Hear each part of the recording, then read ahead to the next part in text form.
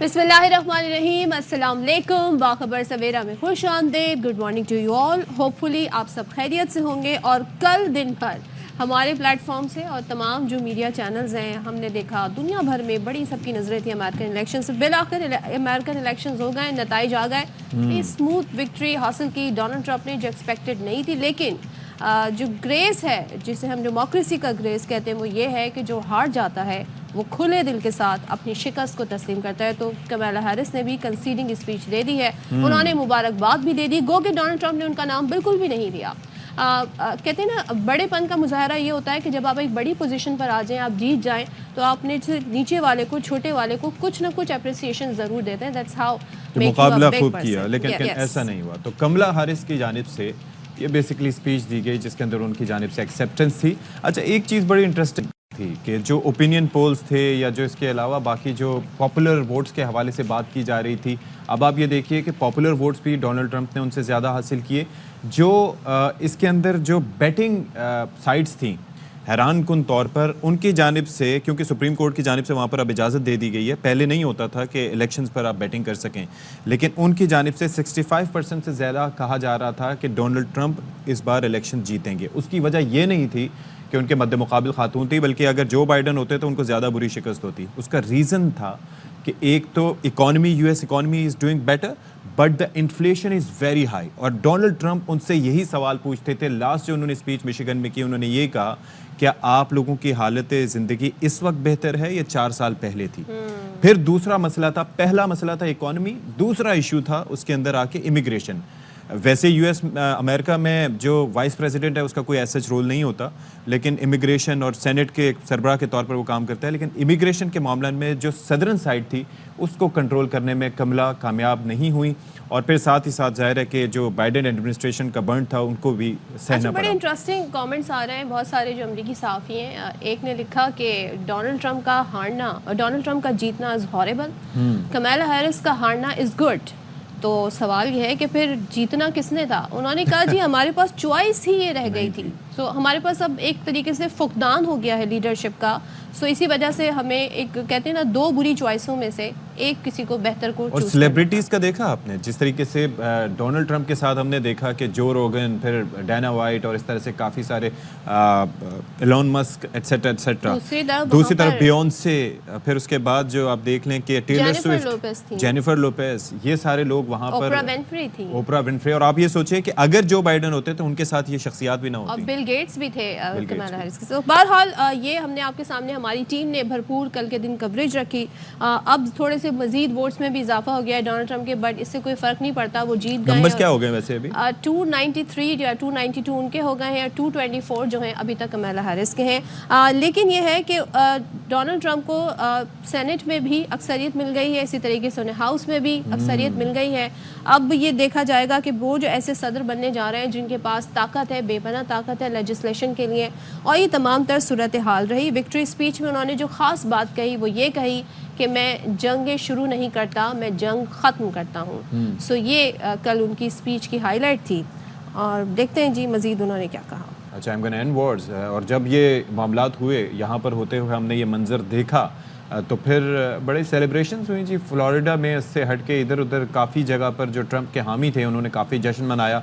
बल्कि आपको पता है कि हम यहीं पर बैठे बात कर रहे थे कि जो जनूबी एशियाई लोग होते हैं उनके अंदर ये पहले से ही जश्न मनाने का सिलसिला शुरू हो जाता है। तो वहाँ पर मुस्लिम्स फॉर ट्रंप और फिर उसके साथ साथ सिख कम्युनिटी के लोग भी वो वाइट हाउस के सामने भी वो सेलिब्रेट करते रहे। तो काफ़ी सेलिब्रेशंस काफ़ी। दिस इज़ वेरी इंटरेस्टिंग कि कहा जा रहा था मुस्लिम वोट नहीं पड़ेगा, ब्लैक वोट नहीं पड़ेगा, विमेन वोट नहीं पड़ेगा डोनाल्ड ट्रंप को। लेकिन कल ये तमाम जो कम्युनिटीज़ हैं इनकी जानिब से वोट भी पड़े और डोनाल्ड ट्रंप को उन्होंने इंडोर्स भी किया।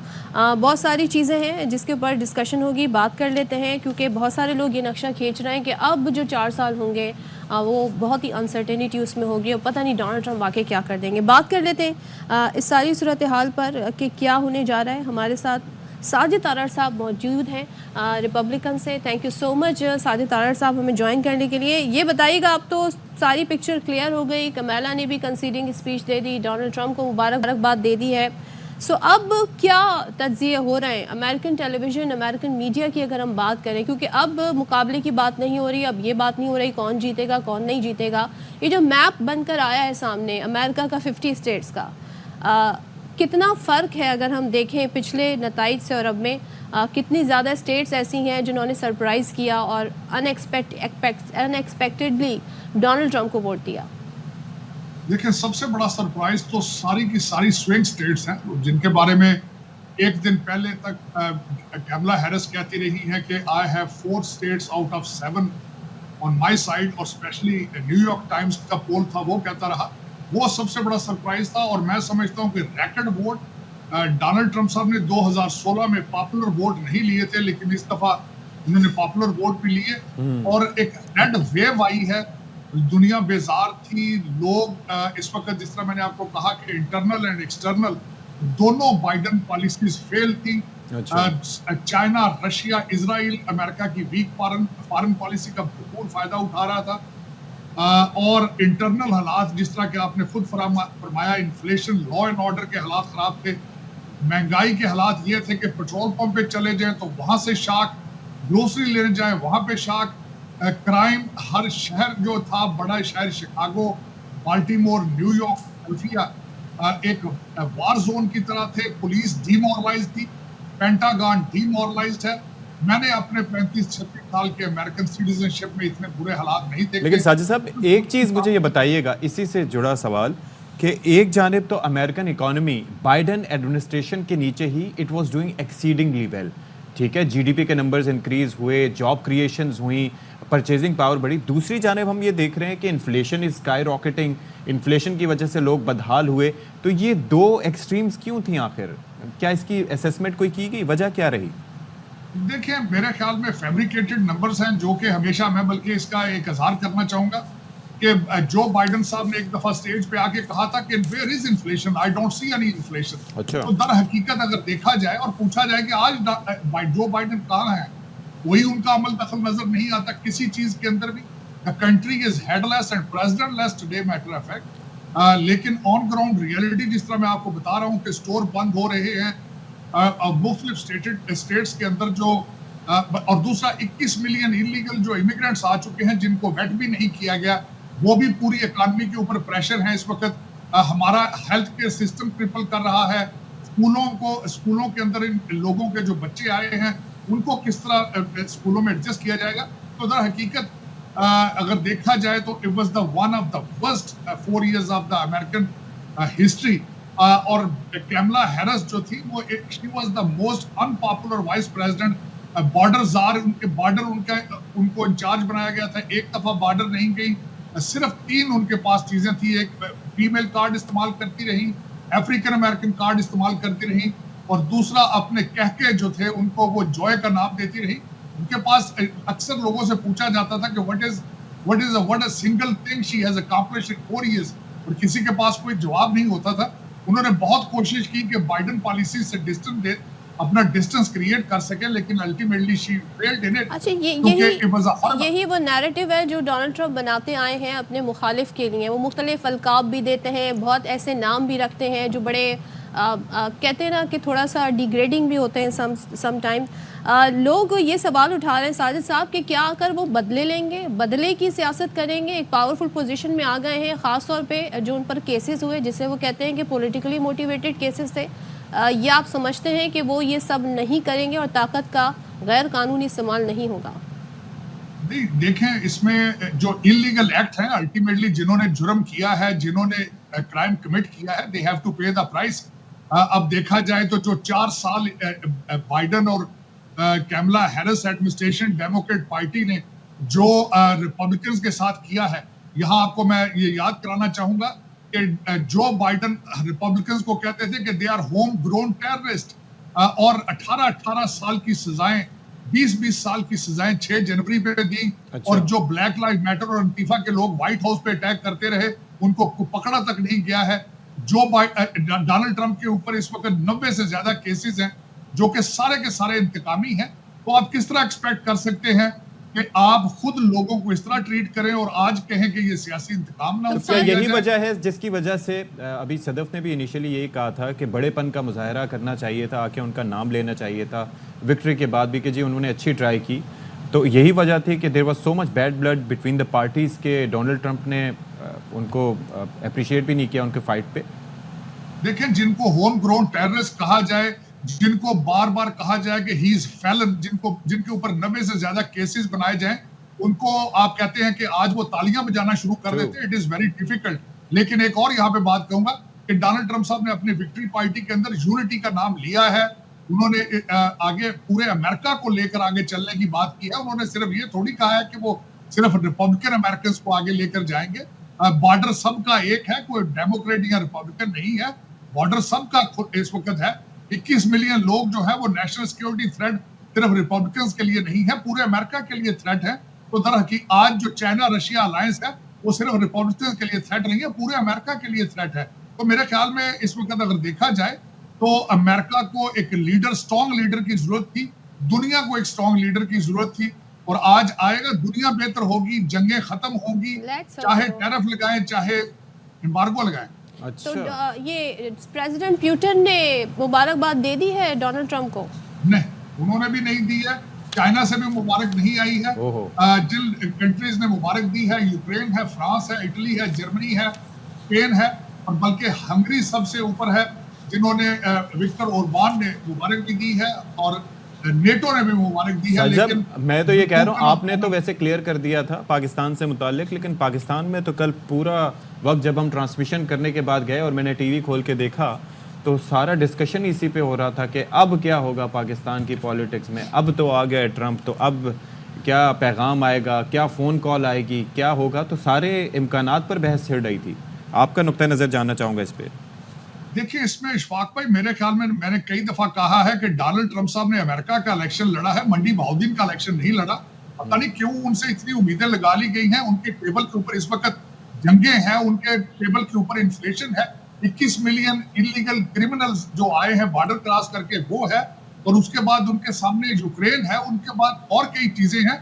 اس کے بارے میں کئی آرٹیکل ہیں لکھے جا چکے ہیں. آج فرینچ فارن پالیسی میگزین کے اندر مائیکل کوگلمین نے بڑا کلیئرلی لکھا ہے آرٹیکل, جس میں انہوں نے کہا ہے کہ بہت کوشش کی گئی کہ ڈونلڈ ٹرمپ صاحب خان صاحب کا نام لیں, ان کا بہت ٹرائی کی گئی, لیکن he did not mention his name, he did not bring up. یہاں پہ جو ہمارا Pakistani P T I diaspora ہے, انہوں نے بہت کوشش کی ہے, پیسے آگے پیچھے سب کیا ہے, لیکن ultimately it is not, he does not have any interest in it. انہوں نے بنگلہ دیش کا نام لیا ہے کہ وہاں پہ ہندوؤں کے اوپر زیادتی ہو رہی ہے. انہوں نے اور کئی ممالک کے نام لیا اپنی کیمپین کے دوران, لیکن he avoided پاکستان کے انٹرنل میٹرز کے اندر وہ انٹرفیئر کرے. چلیں جی, thank you so much Sajid Tarar صاحب, thanks for being with us. اور اب لیٹس سی کہ آگے کیا معاملات بنتے دکھائی دیتے ہیں, اور ہم ایک دم ہی ظاہر ہے کہ ابھی تو اقتدار سنبھالنے بھی جنوری باقی ہے. جمیل احمد خان صاحب ہمیں جوائن کریں, سابق سفیر ہیں اور الیکشنز کے معاملے پر کافی بات بھی کرتے ہیں. جمیل صاحب, ہم نے تھوڑا سا سم اپ کرنے کی کوشش کی کہ کیا ریزنز تھے کہ جس کی بنیاد پر ڈونلڈ ٹرمپ فاتح رہے. آپ کی اسسمنٹ کیا ہے اس سارے معاملات میں؟ پہلے تو دنیا کے بدلتے تغیرات کے ساتھ صبح بخیر, اور بالکل یہ صحیح ہے کہ اس میں چند ایسے محرکات تھے جو کہ بالکل ایک سرپرائز آئے. آپ اندازہ کر لیں کہ تقریباً میل ووٹرز نے 55% ووٹ دیا ٹرمپ کو, مقابلے میں کملا ہیرس کے جو کہ 42%. اور یہ کیوں ہوا, اب ریزن آ جاتی ہے سامنے. تو چیزیں سب سے زیادہ جو ہے اپیل کر گئی لوگوں کو, اور اس کی وجہ سب سے بڑی یہ تھی کہ ٹیم اس دفعہ بڑی مضبوط قسم کی ٹیم تھی جنہوں نے الیکشن کیمپین چلایا.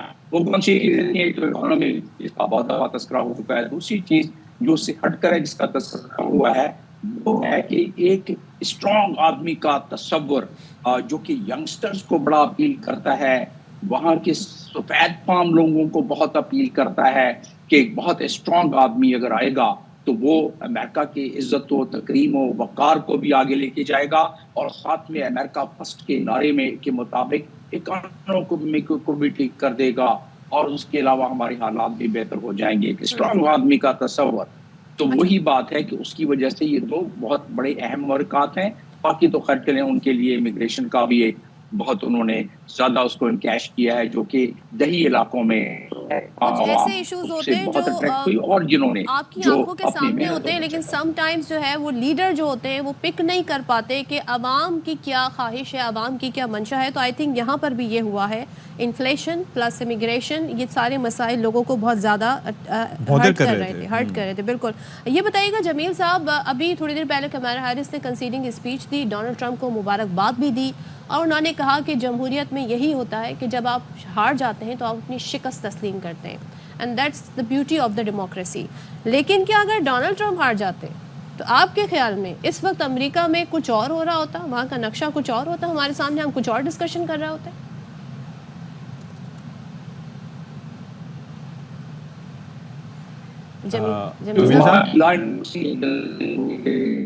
کائنڈلی جمیل صاحب کو دوبارہ کنیکٹ کیجیے گا. جمیل صاحب we'll try to connect again sir.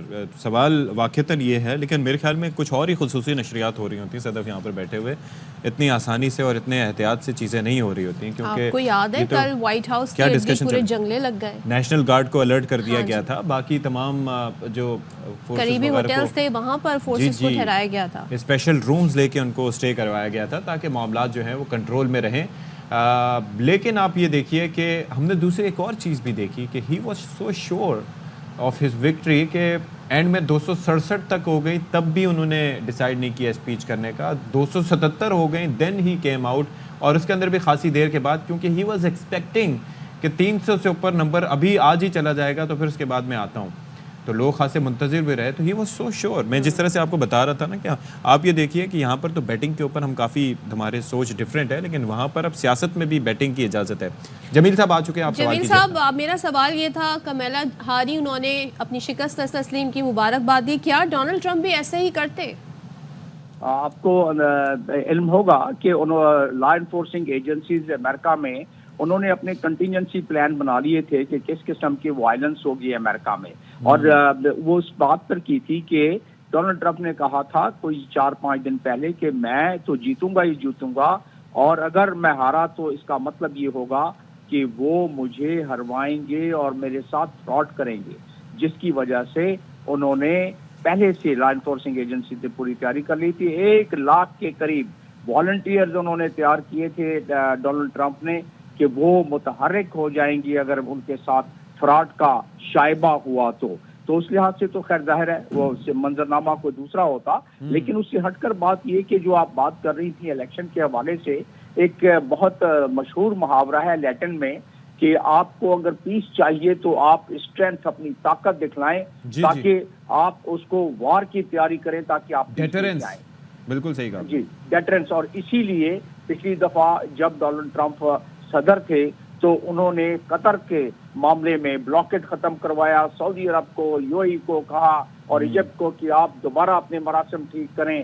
Ibrahim accord کروایا انہوں نے، کوسوو میں انہوں نے اپنے نیگوشیٹ کرا کے ان کا معاملہ ٹھیک کروایا. اور ابھی بھی وہ کہہ رہے تھے الیکشن کمپین کے دوران کہ میرے وقت میں کوئی ایک بھی سپاہی، ایک بھی سولجر امریکہ کا افغانستان میں نہیں مار سکے طالبان، کیونکہ میں نے ان کو کہہ دیا تھا کہ اگر میرا ایک بھی سپاہی وہاں اس کو جاں بحق ہوا اور آپ نے مارا تو میں نیست و نابود کر دوں گا. سر ایک چیز مجھے بتائیے گا، ایک چیز بتائیے یہاں پر کہ یہ جو مسلم ممالک ہیں، خاص طور پر جو عرب ممالک ہیں، وہ کمپیریٹیولی ڈیموکریٹ سے زیادہ ریپبلکنز کو پسند کرتے ہیں، بالخصوص ٹرمپ کو، کیونکہ 4 نومبر کو اس سارے معاملے سے ایک دن پہلے انہوں نے لکھا تھا کہ ہم بیسکلی مسلم برادری یہ بات جانتی ہے کہ کملا اور ان کی جنگ پسند کابینہ مشرق وسطیٰ پر حملہ کر کے لاکھوں مسلمانوں کو قتل کر دے گی اور تیسری عالمی جنگ کا آغاز کرے گی. مسلمانوں ٹرمپ کو ووٹ کریں اور امن کو بحال کریں. تو کیا یہ نیریٹو ان کا کام کر گیا کہ ان کو مسلم، نہ صرف وہاں پر بسنے والے مسلمان بلکہ جو یہ عرب کنٹریز ہیں، وہ کمپیریٹیولی ٹرمپ کو زیادہ قابل قبول سمجھتے ہیں؟ ایسا ہے؟ نہیں، ٹرمپ کو تو اس لیے کہ ٹرمپ اپنی طاقت کے اس پہ مظاہرہ کر کے تو پیس کی بات کرتے ہیں، اور یہ انہوں نے جیمی کارٹر کے بعد پہلے صدر تھے کہ اس کے دوران میں کوئی جنگ نہیں ہو سکی، لیکن اب منظرنامہ کافی تبدیل ہو گیا ہے. یہ جو آپ ذکر کر رہے ہیں 43,000 سے 44,000 کے قریب جو غزہ میں اور لبنان میں جاں بحق ہوئے ہیں، شہید ہوئے ہیں لوگ، اس کا بالکل اثر ہوا ہے. 35 لاکھ مسلمان وہاں انہوں نے یقیناً اپنا چینج کیا ہے مائنڈ، ورنہ تو وہ ہمیشہ زیادہ تر ڈیموکریٹ کی طرف ہوتے تھے اور ڈیموکریٹ ہی زیادہ ووٹ لے جاتے تھے مسلمانوں کا یا پیپل آف کلر کا. لیکن اس دفعہ ایسا نہیں ہوا، اور اس دفعہ انہوں نے یہی کہا کہ جو بائیڈن کے وقت میں تقریباً 85,000 ٹن بارود اور بم بھیجا گیا، جس سے کہ قتل و غارت ہوئی اور جینوسائیڈ ہوا اسرائیل نے جس پہ کیا. تو اس لحاظ سے یس، یہ ٹلٹ شفٹ ہوا ہے عرب ووٹرز نے بھی. لیکن اس میں ایک اور چیز جو ہم مس کر رہے ہیں وہ یہ کر رہے ہیں کہ ڈونلڈ ٹرمپ اماموں سے ملے، ان کی پوری ٹیم، انہوں نے مسلم کمیونٹی کو بھی انگیج کیا بہت زیادہ. آپ کو یاد رہے کہ پچھلی مرتبہ انہوں نے بہت سارے مسلم ممالک، 6 مسلم ممالک پر پابندی لگا دی تھی کہ وہاں سے کوئی ویزا اور کوئی امیگریشن نہیں ہوگی، لیکن اس مرتبہ انہوں نے آؤٹ ریچ ان کو بھی کیا. اور اسی وجہ سے اور سر یہی ریزن رہی کہ مشیگن سے بھی جو کہ عرب اسٹرانگ ہولڈ سمجھا جاتا ہے وہاں پر گئے تھے، تو مسلمان کیفیز وغیرہ میں بھی، حلال کیفے وغیرہ میں بھی گئے، پلس وہاں پر آپ یہ دیکھیے مشیگن کی جو سوئنگ سٹیٹ تھی وہ بھی ان کے پاس گئی ہے. تو دیٹ شوز کہ انہوں نے کسی حد تک قائل کیا مسلم ووٹرز کو اپنے حق میں. جی ہاں، اس میں ان کی، میں جس طرح کے ابتدائی طور پر ذکر کر رہا تھا کہ اس دفعہ بہت ان کی ٹیم ایسی تھی الیکشن کیمپین کی کہ بڑے پروفیشنلی وہ آگے چلے ہیں. یہ اور بات ہے کہ ڈونلڈ ٹرمپ اپنی طبیعت اور اپنے ایک اسٹائل جو کہ پسند کیا جاتا ہے ان کے ووٹر اور سپورٹر میں، وہ جو اسٹائل جو کہ ایریٹک اسٹائل کہلاتا ہے، جو انپریڈکٹیبلٹی کہلاتی ہے، لیکن وہ ان کے ووٹر سپورٹرز کو پسند ہے، خاص طور پہ سفید فام. اور جو کالج گریجویٹس نہیں ہیں، جو کالج تک نہیں پہنچے لوگ، ان کی ایک کثیر تعداد ہے، خاص طور پہ وہ لوگ ان سوئنگ اسٹیٹس میں اور ان دیہی علاقوں میں جہاں کے سفید فام زیادہ رہتے ہیں، تو ان کو یہ بات پسند آتی ہے. تو یہ چیز اگر آپ ذہن میں رکھیں تو ان کا ایک تو یہ وتیرہ رہا. دوسری طرف ٹیم بڑی پروفیشنلی چلتی رہی کہ ہر کمیونٹی کے ساتھ اس نے انگیج کیا، ہر ٹول کو استعمال کیا. ایلن مسک نے ٹویٹر پہ جو کمپین کی وہ اس سے پہلے دیکھی نہیں گئی. تو اس قسم کے جو معاملات تھے، اور یہی وجہ ہے کہ اب جو شمید ہے بڑے پلیٹ فارم کو رن کر رہے ہیں تو انہوں نے ہی اتنی بڑی کیمپین رن کرنی تھی، اور کس نے کرنی تھی. ہی اونز اٹ، تو ظاہر ہے کہ یہ ہونا تھا، لیکن ان کی سائڈ پہ بھی اچھے خاصے لوگ تھے. Let's see what happens. Thank you so much Jamil Ahmed Khan sahib for being with us. Plus the vice president that he has now a young energetic, اور لیٹس سی کیا ہوتا ہے. چلیں جی، اب کل بھی انہوں نے مختصر بات کی لیکن بڑی امپیکٹفل بات کی. بریک لیتے ہیں، بریک کے بعد واپس آتے ہیں.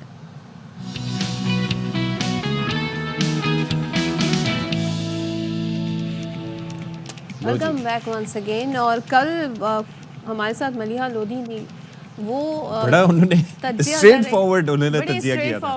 I like that. وہ بڑا اسٹریٹ فارورڈ بات کر رہی تھی کہ مجھے سمجھ نہیں آ رہا کہ 2 دن سے پاکستانی جو چینلز ہیں کیوں آپ لوگ وہ کیوں ڈسکشن کر رہے ہیں، خاص طور پہ اسے پاکستان کے لینس سے کیوں دیکھ رہے ہیں. امریکہ کا یہاں کوئی انٹرسٹ نہیں ہے، ریلیونس نہیں ہے. ہاں، وہ کوئی ابھی فی الحال ایسی ہو بھی نہ، کیونکہ جب ہوتی ہے تو بڑی ڈفرینٹ قسم کی انٹرسٹ ہوتا ہے. یس، لیکن مسئلہ یہ ہے کہ جب پاکستان کی ایک پارٹی کے جو لیڈرز ہیں وہ امیدیں لگائے بیٹھے ہیں امریکی الیکشن کی میں جب تبدیلی آئے گی، امریکہ کا نیا صدر آئے گا اور خاص طور پر ڈونلڈ ٹرمپ آئیں گے، تو ان کی پارٹی کے لیے بہت کچھ ہو سکتا ہے.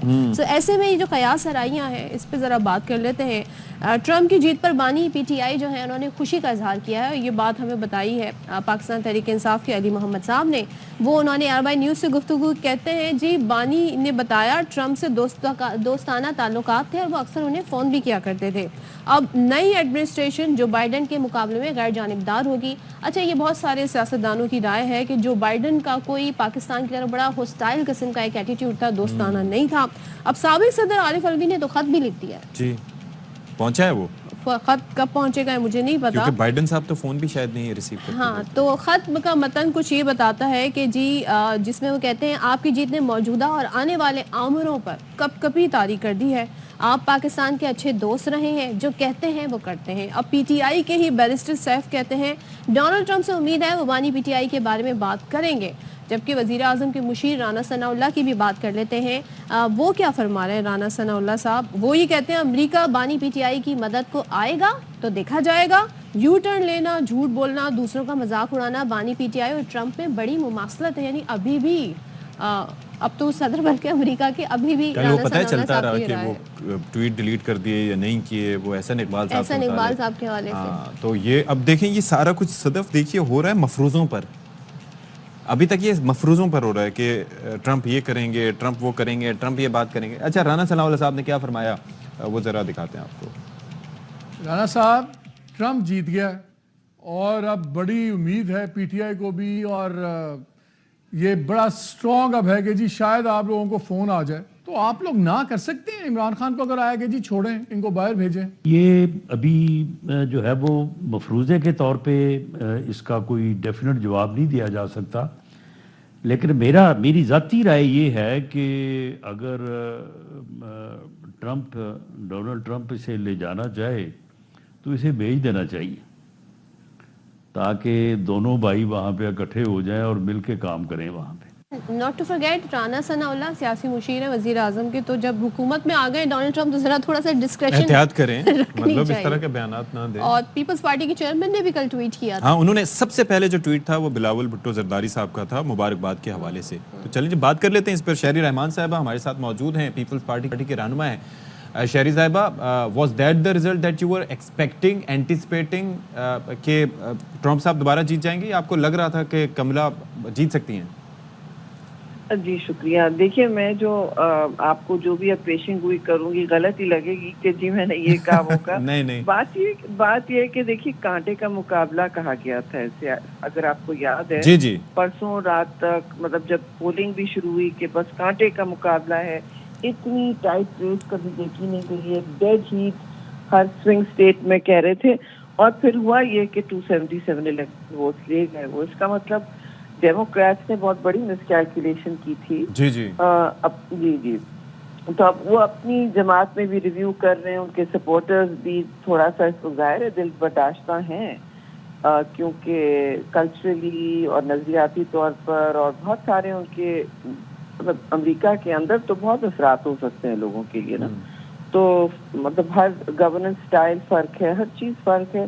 تو ظاہر ہے وہاں پہ ایک کچھ لوگ سیلیبریٹ کر رہے ہیں، ظاہر ہے میجورٹی نے ووٹ کیا ہے تو وہ تو خوش ہیں کہ ان کا ایک اب ایک نئی طرز حکمرانی ہوگی امریکہ میں، جو سالوں سے ایک لبرل آرڈر ہے جو امریکہ گھر پہ بھی اور باہر سپورٹ کرتا تھا، ملٹی لیٹرلزم اور عالمی سطح پر ایک سیکھ کرنا رولز بیسڈ آرڈر، جو کہ ٹوٹ چکا ہے کچھ ان کے بھی ایکشنز کی وجہ سے.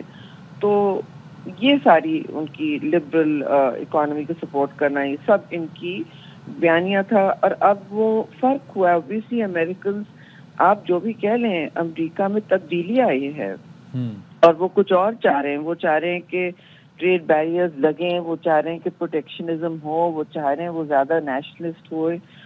تو وہ ایک بہت ہی پرانا امریکہ جب مطلب پہلی سینچری کا وہ چاہ رہے ہیں، جب ان کی فاؤنڈنگ ہوئی فادرز نے کیا تھا. تو ایک زمانے امریکہ بہت آئسولیشنسٹ ہوتا تھا. تو میں سمجھ رہی ہوں آئسولیشن کی تو اب ان کو اس وقت آپشن نہیں ہے، کیونکہ امریکہ کا اتنا بڑا سایہ ہو چکا ہے دنیا میں، ہر طرف ان کے جنگی بیڑے کھڑے ہوئے اور ڈالر میں ٹریڈ ہوتا ہے.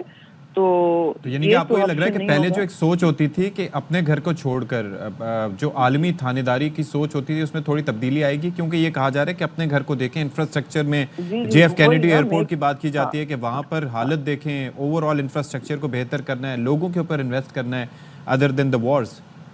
جی بالکل، یہ تو بہت وہاں ایک آج سے نہیں کافی سالوں سے میں سوچ دیکھ رہی ہوں، اور یہ بڑھتی چلی جا رہی ہے کیونکہ وہ اپنی انفراسٹرکچر کے حوالے سے بہت اس وقت میرے خیال میں پریشان ہے.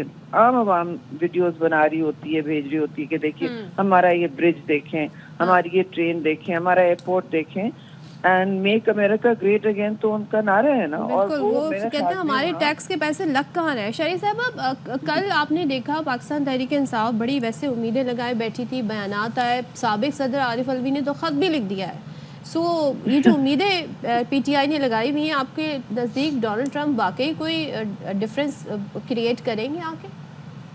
जी मुझे थोड़ी सी मजाका खेज लगती है, लेकिन नाचीज क्या बोले, क्योंकि इतनी उम्मीदें लगी हुई हैं कि उनकी पलकें भारी हो गई होंगी। मगर मैं ये ज़रूर कहूँगी कि देखिए, एक तो होता है रियासत टू रियासत, एक बैलेंस रख के आप ज़रूर, आपकी जो भी फीलिंग हो, आपने रियासत टू रियासत बिजनेस करनी है, तिजारत करनी है, बाहमी ताल्लुकात में आप रुकावट नहीं कर सकते। आप फौरी तौर पर जिसको भी जिस मुल्क में इलेक्ट किया है, और शायद बेहतरी भी आ सकती है सबके लिए, आप उनको चांस दें, आप उनको वेलकम करें और एक नए चैप्टर का आगाज शुरू करें। आपकी सोच ये होनी चाहिए, आपका अमली कम्युनिकेशन ये होना चाहिए, ये नहीं कि जी हम आपको मुदाखलत की दावत दे रहे हैं। जी ये तो मुझे बहुत ही अफसोसनाक, क्योंकि वो बुरी थी और ये अच्छी। एक चीज इसमें बताइएगा, शर्मनाक अमर लगता है। आप अमेरिका में पाकिस्तान की सफीर भी रह चुकी हैं और हमारी कल अक़वाम मुत्तहिदा में जो मंदूब रही हैं मलिहा लोधी साहिबा, उनसे बात हुई।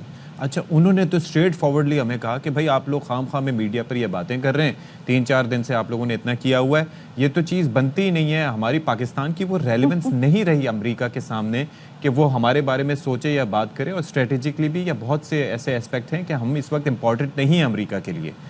Is that so? जी मैंने तो कल भी आपसे अर्ज किया था कि देखिए, आप इतना या कोई आई थिंक आपकी इवनिंग का शो था, उन्होंने रिकॉर्डिंग की थी और आधी बात कट भी गई थी। वो यही थी कि देखिए, आप सोच रहे हैं कि वो सुबह उठ के आपके बारे में सोच रहे हैं, नहीं ऐसा नहीं है।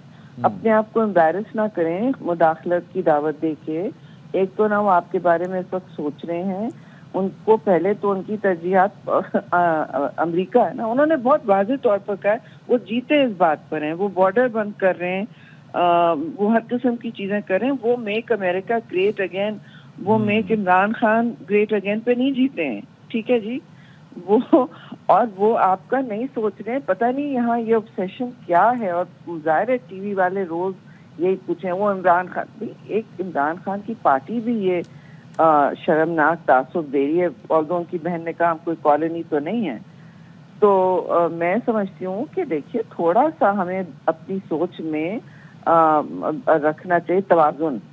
आप समझें कि इस वक्त अफगानिस्तान, एक जमाने में आपको अफगानिस्तान के जाविये से देखते थे, आपको याद है? जी। और हम कहते थे कि जी क्यों ऐसा कर रहे हैं वगैरह। अब ये नहीं होना चाहिए कि आप फिर उनको इनवाइट करें कि उसी जाविये से देखें आपको, या आपको आपके कवानीन में, सॉवरन कवानीन में मुदाखलत करें। ये तो रिडिकुलस बात है जी, मजाका खेज बात है मेरे लिए। और बेशक उनकी बिल्कुल यारी होगी, लोगों की होती है, याद रहता है, कोई टाइम वक्त गुजारा हो साथ में, या पर्सनैलिटी में जहाँ महंगी होती है। ये मतलब नहीं है कि आप हाथ डालें दूसरे मुल्क में। स्टेट टू स्टेट अगर ताल्लुक की बात कर लें, बाइडेन एडमिनिस्ट्रेशन का कंपैरिजन अगर करें तो क्योंकि हमने डोनाल्ड ट्रंप के 4 साल भी देखे, फर्क आएगा स्टेट टू स्टेट रिलेशन में? देखिए, आप पर ये डिपेंड करता है। फिर मैं कहूँगी स्टेट टू स्टेट रिलेशन में इस वक्त 2 चीज़ें हैं। एक तो आपने इस वक्त अपना तहफ़्फ़ुज़ करना है, दुनिया में बहुत सारी चेंजेस आ रही हैं, और इस ट्रांजिशन में आपने देखना है कि आपकी तरजीहात क्या हैं। तो स्टेट टू स्टेट रिलेशंस को दोनों तरफ से बनती हैं। आप सांस रोक के बैठ जाएं कि ट्रंप आएंगे तो वो क्या करेंगे, फिर तो आपके खिलाफ ही होगा जो भी आता है, क्योंकि अगर आप वेट कर रहे हैं आप पीछे रह जाएंगे। आप अपना काम करें, आप कहें पहले तो कि हमारे तजारती टैरिफ्स को बरकरार रखें, बल्कि आप ज़्यादा मांगें, आपके हमें प्रेफरेंशियल टैरिफ चाहिए जो लैटिन अमेरिकन के कॉटन प्रोड्यूसिंग कुछ ममालिक को मिल रहा है अमेरिका में, हमें उनसे पैरिटी चाहिए, हमें कंपेटिटिव। आप लॉबिंग शुरू कर दें। इसके लिए आप लॉबियस्ट रखें, खुदारा, अपने इजात के लिए नहीं, इसके लिए लॉबिंग होती है। ठीक है बात, हाँ ठीक है, ये करें। थैंक यू सो मच शहरी रहमान साहिबा फॉर बीइंग विद अस। अभी तो वो बात ये है ना कि कई चीज़ें मैं भी पूछना चाह रहा था, लेकिन वो बात ये है कि जनवरी तक का वेट करते हैं, when he takes control, when he takes power, तो फिर देखते हैं कि क्या होता है। चलें जी, यहाँ पर हम ब्रेक लेते हैं और ब्रेक के बाद वापस आते हैं।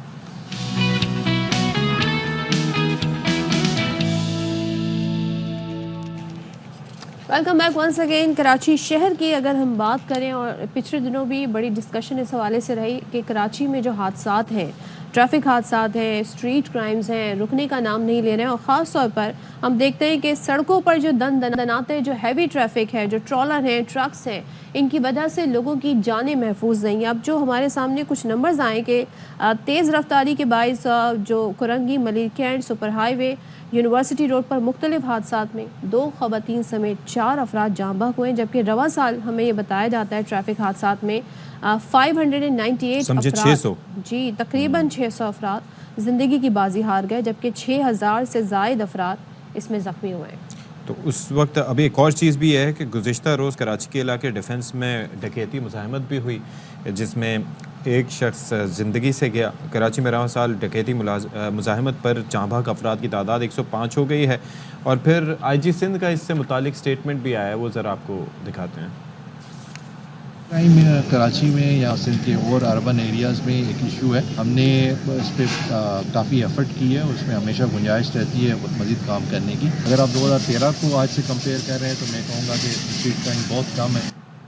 اچھا جی, تو اب اس صورتحال پر وزیر اعلیٰ نے نوٹس بھی لیا تھا پچھلے دنوں. اب ہوا کیا, کیوں اس چیز کو میک شور نہیں کیا جا رہا کہ جی یہ جو ہیوی ٹریفک ہے اس کو الگ اس کے آورز رکھے جائیں, کیا کیا گیا, اس پر بات کر لیتے ہیں. ہمارے نمائندے نذیر شاہ ہمارے ساتھ ہیں.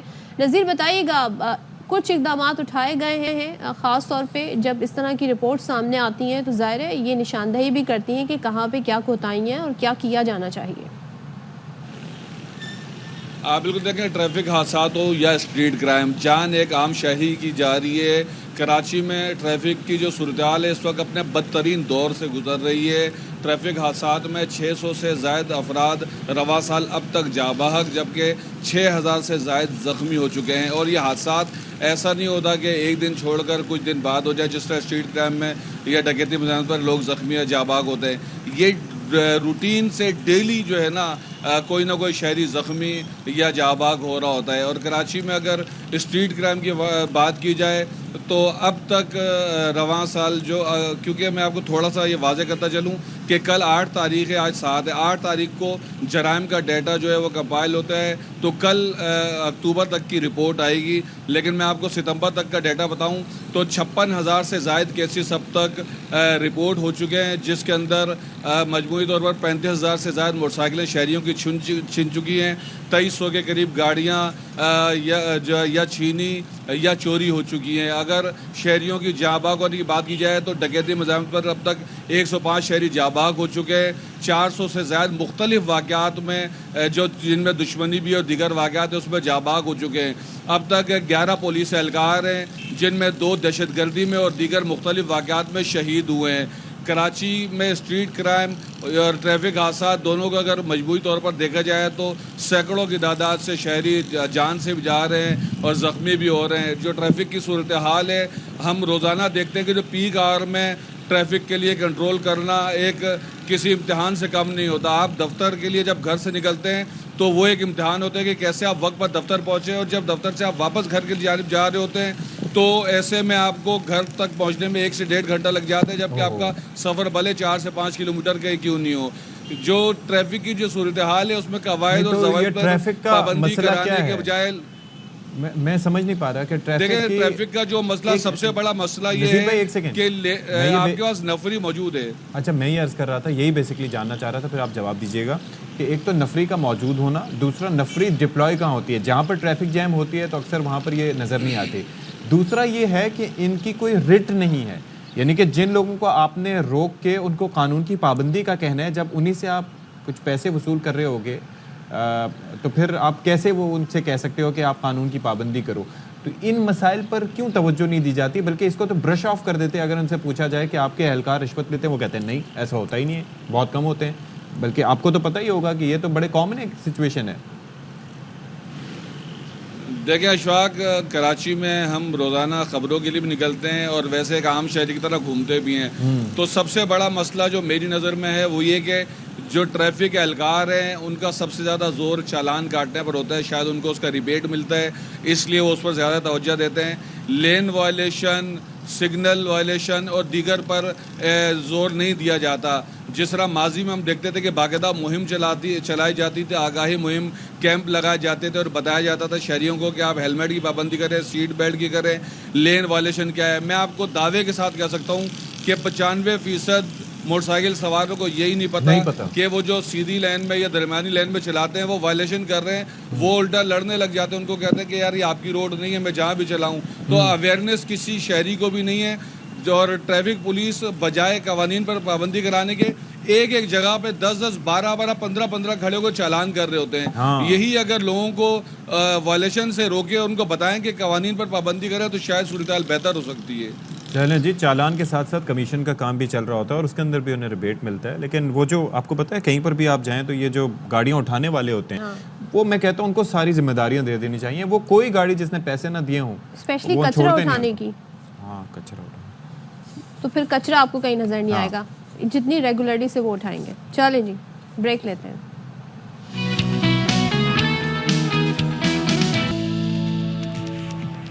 بسم اللہ الرحمن الرحیم. السلام علیکم. 10:04 ہو چکے ہیں پاکستان کے معیاری وقت کے مطابق. ایک بار پھر سے آپ کے سامنے ہم موجود ہیں 10 سے 11 بجے تک انشاءاللہ. صدف عبدالجبار اور اشفاق اسحاق ستی کے ساتھ آپ کے ساتھ رہے گا. صدف، ایک چیز پہ میں پہلے کافی کنفیوز تھا اور کافی میں سوچا کرتا تھا کہ ہمیں بھارت سے بات کرنی چاہیے، یہ ایئر کوالٹی بڑی متاثر ہے، سارا کچھ ہے، لیکن کچھ چیزیں ایسی تھیں جنہوں نے مجھے پریشان کیا. اور آج کا جو AQI انڈیکس ہے وہ بھی اس جانب اشارہ کرتا ہے. ہم کہتے ہیں کہ یہ جو بھارت کی سائڈ پہ کسان فصلیں جلاتے ہیں اس کی وجہ سے ہمارے ہاں ہوائیں چونکہ اس رخ کی چلتی ہیں، لہٰذا بھارت اس کی بجائے بھارت میں ظاہر ہے اس کی کنٹریبیوشن اپنی جگہ ہے. لیکن یہاں پر AQI دیکھیے کہ دہلی میں اس وقت 428 ایکسٹریم ہیزرڈس جو ہے وہ AQI ہے اور لاہور میں آپ دیکھیے 756 ہے. تو ایسا کیسے ہو سکتا ہے کہ جو سورس ہے وہاں پر AQI نسبتاً بہتر ہے اور جہاں پر متاثر ہو رہا ہے علاقہ وہاں پر زیادہ ہے؟ اس لیے کہ آپ نے خود ہی کہا کہ ہواؤں کا رخ اس طرف نہیں، لیکن سورس میں بھی پھر خرابی ہونی چاہیے. اس کا مطلب یہ بھی ہوا کہ ہماری سائڈ پر بھی کافی مقامات ایسے ہیں جہاں پر فصلیں جلائی جا رہی ہیں، وہ ایڈیشنل کنٹریبیوٹنگ فیکٹرز بن گئے ہیں جن کی وجہ سے یہاں پر لاہور میں سچویشن زیادہ خراب ہے. تو گورنمنٹ آف پاکستان کو، گورنمنٹ آف پنجاب کو یہ چاہیے کہ ان علاقوں میں پنجاب کے یا سندھ کے یا جہاں پر بھی اس طرح سے فصلیں جلائی جاتی ہیں وہاں پر کافی اشفاق ایک چیز اور ہمیں جس پہ بات کرنی چاہیے وہ یہ ہے کہ لاسٹ ایئر اس سے لاسٹ ایئر مطلب یہ کافی ٹائم سے ہم دیکھ رہے ہیں اسموگ بڑا ایشو ہے، لیکن جو نمبرز اب آپ ہمیں بتا رہے ہیں 500 سے اوپر جانے والا، 600 700 1000 سے زیادہ، یہ کیوں ہو رہا ہے؟ یہ پیٹرن چیک کرنا پڑے گا کہ لاسٹ ایئر یہ نمبر یہاں پہ کیوں نہیں گیا اور اس سال کیوں ہو رہا ہے. سو بہت کچھ ہمیں کہتے ہیں نا سیلف ایگزامینیشن کی بھی یہاں پہ بہت ضرورت ہے. دیکھنا ہوگا کہ ہو کیا رہا ہے، کیا ڈفرینٹ ایسی ہو رہا ہے جس کی وجہ سے AQI نمبر اتنا آگے جا رہا ہے. اچھا جی، اب ذرا نومبر کی بات کرتے ہیں. تو کراچی میں تو کچھ ویسے آپ زیادہ فیل کرتے ہیں موسم کو؟ اب کہتے ہیں نا پہلے زمانے میں اندازے لگائے جاتے تھے اس طرح سے، لوگوں کے پاس ظاہر سائنٹیفک وہ اکوپمنٹ نہیں ہوتے تھے، وہ نالج نہیں ہوتی تھی جس کی وجہ سے وہ آپ کو پریڈکٹ کر کے بتا دیں، کوئی میپ نہیں ہوتا تھا جسے دیکھ کے بتا دیں، تو لوگ اندازے لگاتے تھے. اب میں نے بھی سوچا ہے کہ ہم ان پرانے وقتوں میں چلے جاتے ہیں اور ہم یہ اندازہ لگاتے ہیں کہ سردی کی جو آمد ہوتی ہے اس کے کیا کیوز ہوتے ہیں، کیا ایسی علامات ہوتی ہیں جس سے ہمیں آئیڈیا ہو. خنکی بڑھ جاتی ہے، شامیں ٹھنڈی ہو جاتی ہیں، کیونکہ یہاں پارا جو ہے وہ نیچے نہیں آ رہا. یہاں پہ سورج جو ہے وہ اتنی ہی تمازت کے ساتھ چمک رہا ہے، دمک رہا ہے ماشاءاللہ سے. اور یہاں پر گرمی کا جی وہی زور ہے جو جون جولائی میں. دھوپ میں آپ جب نکلیں تو آپ باقاعدہ پیچھے مڑ کے دیکھتے ہیں کہ بھائی خیر تو ہے. مجھے سردیوں کی دھوپ بہت پسند ہے، لیکن وہ دھوپ کہاں ہے؟ وہ دھوپ کیا، وہ تو گرمیوں کی دھوپ ہی ہے ابھی تک. ہاں ابھی تک وہی دھوپ کنٹینیوڈ ہے. تو کیا وجہ ہے جی اس کی؟ اس پر ذرا بات کیا کریں گے، ہم اپنے اظہار خیال کر سکتے ہیں. ہمارے نمائندگان ہمارے ساتھ موجود ہیں ملک کے مختلف شہروں سے. تو ہمارے ساتھ کراچی سے موجود ہوں گی عشرت خان، KP سے خیبر پختونخوا کی صورتحال ہمیں بتائیں گے، بالخصوص پشاور سے عدنان طارق، اور لاہور جس کا کچھ حال ہم نے بتایا اس کی مزید عکاسی کریں گے اور وہاں کی صورتحال ہمیں بتائیں گے الماس احمد خان. تو میرے خیال میں لاہور سے ہی اسٹارٹ کرتے ہیں. ظاہر ہے وہاں پر جو صورتحال ہے وہ کافی زیادہ سنگین ہے. تو الماس ذرا ہمیں بتا دیں، آج بھی اشفاق نے مجھے نمبر بتا رہے تھے 700 سے اوپر یہ نمبر گیا ہوا ہے، 756 AQI ہے. کیوں ایسا ہو رہا ہے؟ کیا اس پر حکومت نے کچھ بتایا ہے کہ پچھلے سال یہ نمبرز کیوں نہیں آ رہے تھے، اب کیوں اتنا زیادہ نمبر آ رہا ہے ایئر کوالٹی کا؟ صدف، جو حکومت حکومت جو اپنے ساتھ وہ کام کر رہی ہے، احکامات مختلف اداروں کو یہ دے رہی ہے، اس سے بالکل ہم وہ نہیں کر سکتے، آنکھیں بند نہیں کر سکتے. وہ صحیح کام کر رہے ہیں. لیکن اس وقت ہوا کا جو سلسلہ ہے وہ ابھی ہم اس وقت بھی یہاں پہ محکمہ موسمیات کے دفتر میں ہی موجود ہیں. ان کا یہ کہنا ہے کہ ہوا حکومت صحیح کام کر رہی ہے یا نہیں صحیح کام کر رہی.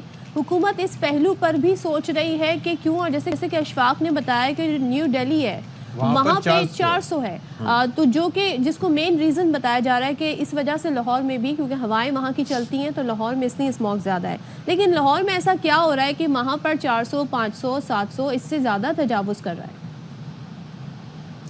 بالکل، میں صدف اسی طرف ہی جا رہا تھا، لیکن آپ نے سنا ہی نہیں ہمیں.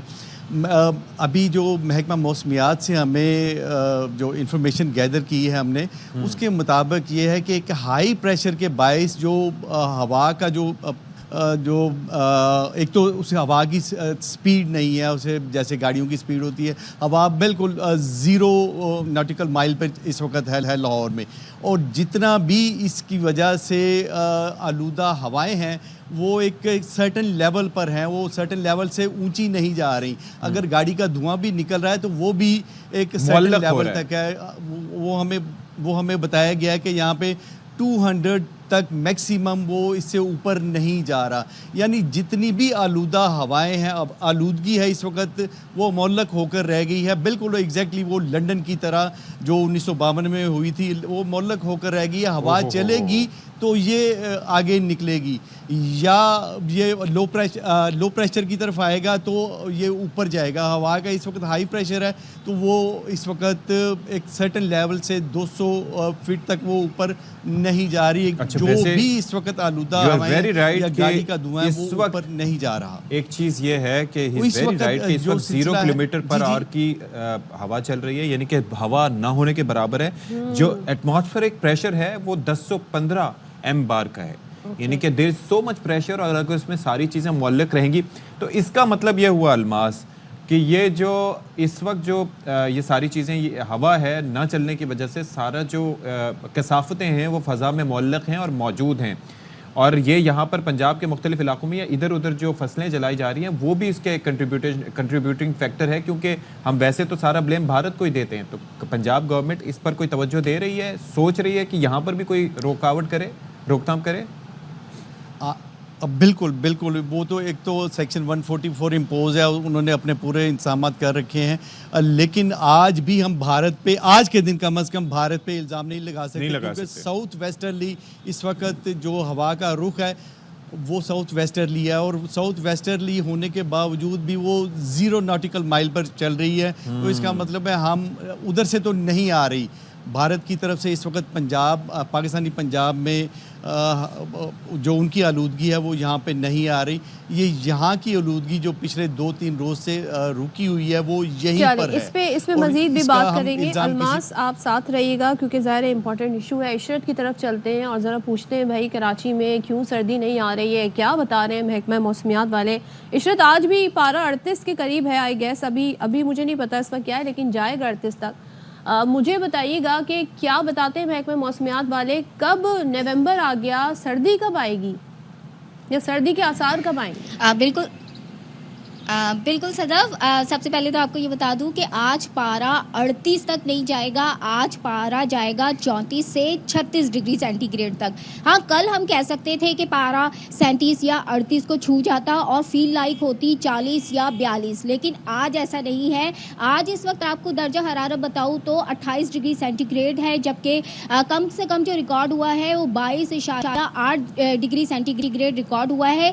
اچھا، جو ہواؤں کے حوالے سے بات کی جائے تو میری تھوڑی دیر پہلے سردار سرفراز سے بات ہوئی ہے. ان کا یہی کہنا ہے کہ کبھی شمال مغربی سمت سے ہوائیں شروع ہو جاتی ہیں، سمندری ہوائیں بحال ہو جاتی ہیں، اور کبھی شمال مشرقی سمت سے جو ہے ہوائیں بحال ہو جاتی ہیں.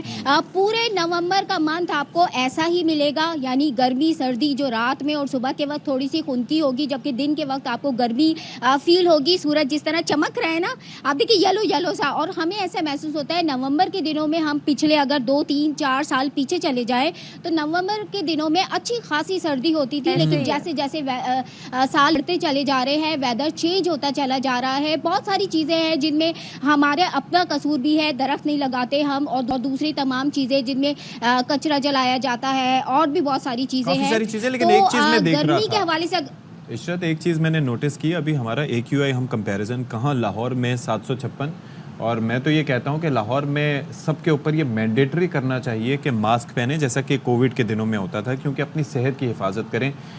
लेकिन कराची में आप AQI देखें, इस वक्त 87 है, which is comparatively quite good.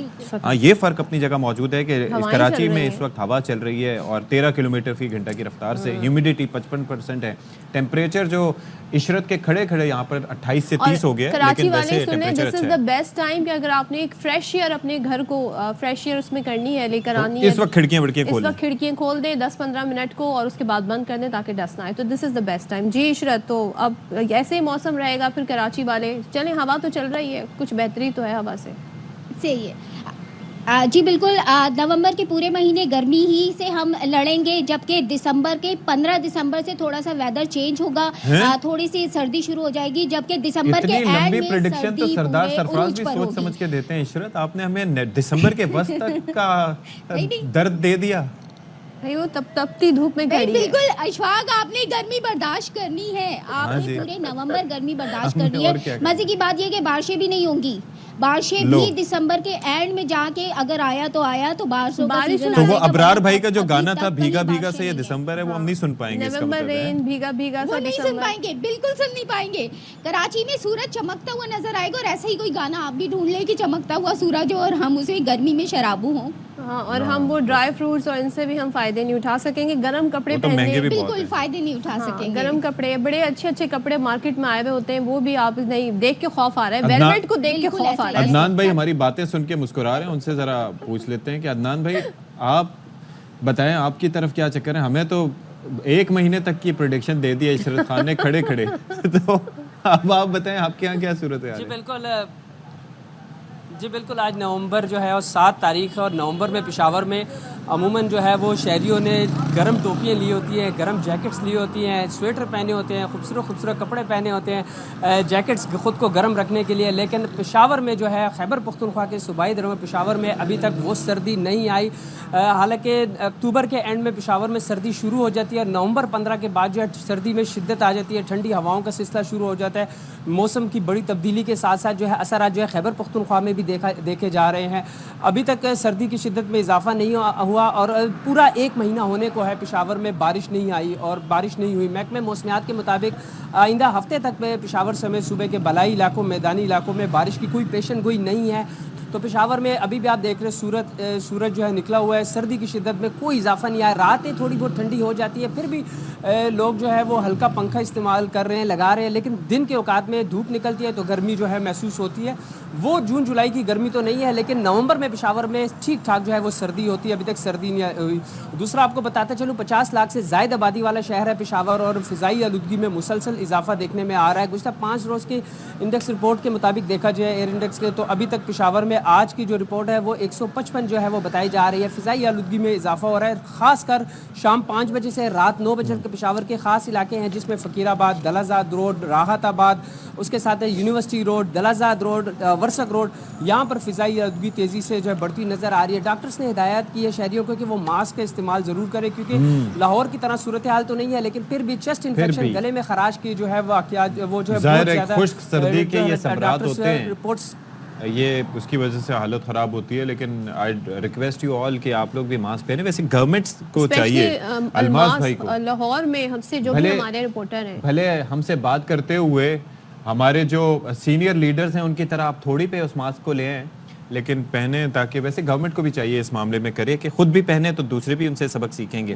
Thank you so much Almas के पास है भी, और उन्होंने फौरी से आपकी इस बात पर अमल दरामद इशरत खान और साथ ले जी जबरदस्त हो गया अलमास भाई। That's good. अलमास भाई साथ लेके घूम रहे हैं, सिर्फ हमसे बात करते हुए उन्होंने ये बिल्कुल आपने ठीक काम किया, और जबरदस्त जी अलमास भाई, अच्छा मैसेज आपने दिया है। चलें जी, अदनान तारिक आपका भी बहुत शुक्रिया, इशरत खान आपका भी बहुत शुक्रिया। सिर्फ ये खुश्क सर्दी और न जाने क्या क्या ये जो मसाइल हैं, इनका हम क्या करें? सदर, ये तो 1 महीने की प्रेडिक्शन है। मैं कहता हूँ कल परसों लेते हैं सरदार सरफराज साहब को, پوچھتے ہیں کہ بھائی آپ چاہ کیا رہے 15 ہیں؟ دسمبر تک کیا بس ایسے ہی موسم رہے گا؟ تو پھر یہ ہے کہ ابرار صاحب بھی اپنے گانے کو اپڈیٹ کر لیں، پھر جنوری تک لے جائیں میرے خیال میں. کراچی ورژن نکال دیں ابرار کراچی صاحب. ورژن. ہاں تو باقی سوکھا سوکھا سا یہ دسمبر ہے، سوکھی سوکھی سی تنہائی ہے. چلے جی، جب سردیوں کی بات ہو رہی ہے، ابھی پشاور سے جب ہمارے نمائندہ عدنان بات کر رہے تھے تو جو بڑی سوغات ہوتی ہے میوہ جات جسے ہم کہتے ہیں، اور اس کا سب انتظار کرتے ہیں جب ٹھنڈ کا موسم ہوتا ہے، تو کہتے ہیں نا اس موسم میں کیونکہ وہ ان کی قیمتیں بھی بڑھ جاتی ہیں، اور ہر علاقے کے جو مختلف آئٹمز ہیں وہ بڑے مشہور ہیں. پارا چنار کی جو مونگ پھلی ہے وہ بڑی فیمس ہے. اب کیا ہو رہا ہے جی، حافظ آباد میں بھی ہم دیکھ رہے ہیں کہ جو مارکیٹس ہیں، جو سٹالز ہیں، جو دکانیں ہیں، ٹھیلے ہیں، وہاں پر بھی ابھی خشک میوہ جات جو ہے وہ ہمیں جگہ جگہ نظر آ رہے ہیں. تو ہمارے نمائندے بابر اعجاز اس حوالے سے مزید بتا رہے ہیں. خشک میوہ جات انسانی صحت کے لیے انتہائی اہمیت کے حامل ہیں. بہت سے لوگ ڈرائی فروٹ کھانے کے لیے سردیوں کا انتظار کرتے ہیں. امسال موسم سرما میں کافی تاخیر ہوئی ہے، لیکن خشک میوہ جات کی دکانیں سج گئی ہیں. ڈرائی فروٹ کے ہول سیل ڈیلر نے بتایا اس سال ڈرائی فروٹ نسبتاً مہنگا ہے. گزشتہ سال کی نسبت اس سال ڈرائی فروٹ بہت مہنگا ہے. ڈرائی فروٹ کا نیا اسٹاک منگوا لیا تاکہ سردیاں شروع ہوتے ہی لوگ ڈرائی فروٹ سے لطف اندوز ہو سکیں. کسٹمر کا کہنا ہے کہ ڈرائی فروٹ کی سجی دکانیں دیکھ کر بچے ڈرائی فروٹ کھانے کی ضد کرتے ہیں. بچوں کی ضد کے لیے یہاں آیا ہوں تو مہنگائی بہت زیادہ ہے، ڈرائی فروٹ بہت زیادہ مہنگا ہے، تو بچوں کی ضد پوری کرنے کے لیے اب لے کے جا رہا ہوں. عمر بچپن کی ہو یا 55 کی، خشک میوہ جات سردیوں میں سب کی پسند ہیں. بابر اعجاز، ANN نیوز، حافظ آباد. چلیں جی، اب کھائیں جو افورڈ کر سکتے ہیں. اب کیا کر سکتے ہیں، ہم کہہ ہی سکتے ہیں بس. چلیں، موسم تو آپ کے پاس ایک بہانہ ہے نا، اگر افورڈ کوئی نہیں کر سکتے. گرمی بہت ہو رہی ہے تو وی کین ناٹ ہم بس ایسے ہی ہے. تو اب جو ہے وہ ایک اور چیز ہے جس کی افورڈیبلٹی پر بات ہو رہی ہے، وہ ہے حج. اور آپ کو پتہ ہے کہ پاکستان میں رہتے ہوئے ہر چیز کے اخراجات بڑھ گئے. اب جو تفصیلات منظر عام پر آئی ہیں حج پالیسی کے لیے، اس میں یہ ہے کہ اخراجات 11.5 لاکھ سے 12.5 لاکھ روپے کے درمیان ہوں گے. ہاں، قربانی کے 55,000 روپے علیحدہ دینے ہوں گے. اور اس سال 1,79,210 عازمین حج کی سعادت حاصل کر پائیں گے.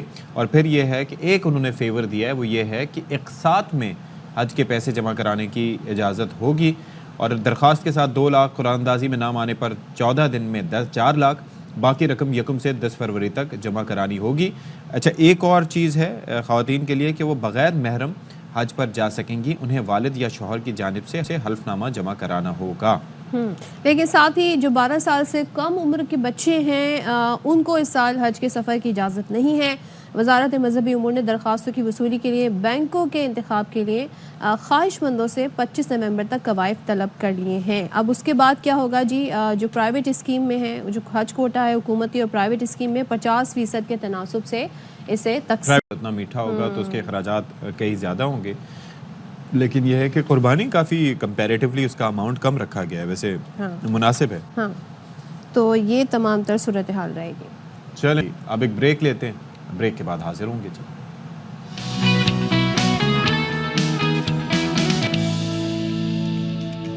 Welcome back once again. اور اس سے پہلے سیگمنٹ کی طرف بڑھیں، ایک بریکنگ نیوز ہے وہ آپ کے ساتھ شیئر کر لیتے ہیں. ڈی جی خان سے سخی سرور کے قریب اسکول وین اور ٹرک ٹکرا گئے ہیں، 4 افراد جاں بحق ہو گئے ہیں.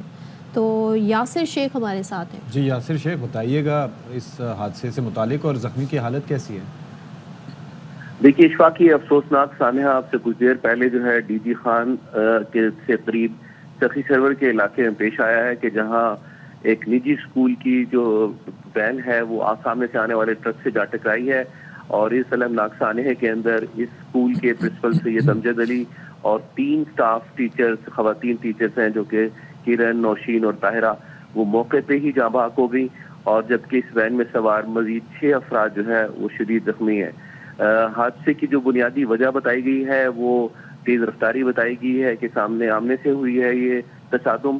اور جو زخمیوں کی حالت کے بارے میں جو اسپتال ذرائع کا کہنا ہے ان میں سے متعدد زخمیوں کی حالت تشویشناک ہے، کیونکہ آلموسٹ جو ہے جو وین ہے وہ ٹرک سے ٹکرانے کے بعد تباہ ہو گئی. لیکن یہ جو ہاسپٹل ہے جہاں منتقل کیا گیا ہے، کیا وہاں پر ٹراما کو ہینڈل کرنے کی کیپیسٹی ہے؟ ڈی جی خان ہاسپٹل جو ہے وہاں پر؟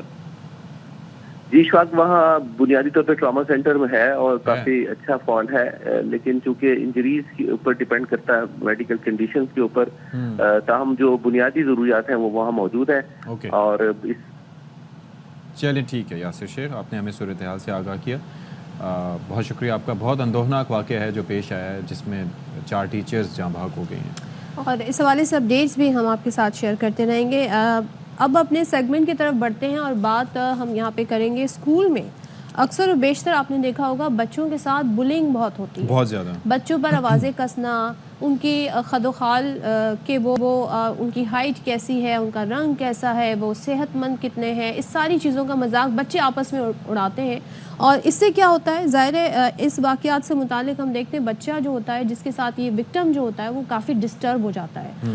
اب اس ساری صورتحال کو لے کر لاہور ہائی کورٹ میں سماعت ہوئی، یعنی کہ معاملہ اب سوچیں عدالت تک پہنچ گیا. عدالت نے اسکولوں میں بچوں سے جو یہ جو ہراسانی کے واقعات ہیں یا سوشل میڈیا پر جو ان کی ٹرولنگ ہوتی ہے، چھوٹے بچوں کی بھی ٹرولنگ ہو رہی ہے یا جو ان کے ساتھ بلنگ ہوتی ہے، کہ محکمہ تعلیم قوانین بنائے، اس کی ہدایت کی گئی ہے. اور پوچھا ہے جی حکومت سے کہ کیا آپ نہیں چاہتے کہ بچوں کے ساتھ ایسے واقعات نہ ہو، تو کچھ قوانین اس حوالے سے بنائے جائیں. تو چلیں جی اس پر بات کر لیتے ہیں. ہمارے ساتھ موجود ہیں کس طریقے یہ ممکن ہے. چائلڈ سائیکالوجسٹ ربیہ فاروقی ہمارے ساتھ اسٹوڈیوز میں موجود ہیں. Rabia, thank you so much for joining us. یہ بتائیے کہ یہ اس کے اندر جو المیہ ہے وہ یہ ہے کہ جو بلی کرنے والے ہیں وہ بھی بچے بسا اوقات، اور جو ہونے والے ہیں وہ بھی. اور ایسا نہیں ہوتا کہ یہ سلسلہ یہیں تک محدود رہے. جو بلی کر رہے ہوتے ہیں وہ بھی بڑے ہو کے آفیسز وغیرہ میں جا کے بھی ان کا بیہیویئر یہی ہوتا ہے، وہ آفس بلی بن جاتے ہیں یا زندگی کے ہر شعبے میں. اور جو بلی ہو رہے ہوتے ہیں ان کی شخصیت پر لانگ ٹرم ایفیکٹس اس کے ہوتے ہیں. کیا کیا جائے اسٹارٹ میں؟ اچھا دیکھیے، سب سے پہلے تو اسٹارٹ میں ہمیں دیکھنا یہ ہے، ہم نے کہا بچپن سے یہ بیہیویئر ہے جو ایک طرح سے شروع ہو جاتا ہے. ٹھیک ہے، اب بچوں کی انٹریکشن کس کس انوائرمنٹ میں ہوتی ہے، یہی وہ پوائنٹس ہیں جہاں پہ آپ کوئی انٹرونشن اپلائی کر سکتے ہیں. گھر ہوتے ہیں، مینلی اسکولز ہوتے ہیں. ٹھیک ہے، اب جب ہم بات کر رہے ہیں گورنمنٹ کی یا پالیسی لیول کی، تو وہ زیادہ آسان ہے کہ جی جہاں پہ زیادہ بچے جمع ہو رہے ہیں آپ وہاں وہ انٹرونشن اپلائی کر سکتے ہیں. مین پوائنٹ آف انٹرونشن بن جاتے ہیں آپ کے اسکولس. ٹھیک ہے، کیونکہ اسکول میں ہر طرح کا بچہ آ رہا ہے اور اسکول میں ہی یہ بیہیویئر زیادہ دیکھنے میں بھی آ رہا ہے. لیکن وہ گھر سے سیکھ کر آ رہے ہیں، گھر سے تو سیکھ کر آ رہے ہیں. جب گھر میں آپ کو گھر میں رنگ کا مذاق اڑایا جائے گا، کسی کے موٹاپے کا مذاق نارملائز کیا جائے گا یا اس کو نارملائز کیا جائے گا، تو وہ بچہ وہی سیکھ کے اسے آگے اپلائی کرے گا، اس کو آگے اپلائی کرے گا. لیکن دیکھیے یہ نا کہ گھر گھر جا کے دروازہ بجا کے آپ نہیں سکھا سکتے. آپ کے ہاتھ میں اگر وہ بچے آ رہے ہیں تو بڑے اچھے سوشل ایموشنل لرننگ پروگرامز ہوتے ہیں جو کہ ڈیولپ کنٹریز میں بہت ڈیولپ بھی ہیں. آپ اسکولز میں ان پروگرامز کو امپلیمنٹ کر سکتے ہیں. ٹھیک ہے، اب کیونکہ اویئرنیس بھی آ رہی ہے سائیکولوجیکل سوشل لرننگ کے حوالے سے، تو سلیبس سے تھوڑا سا ہٹ کے کچھ ایسی چیزیں بھی اسکولز میں کی جائیں.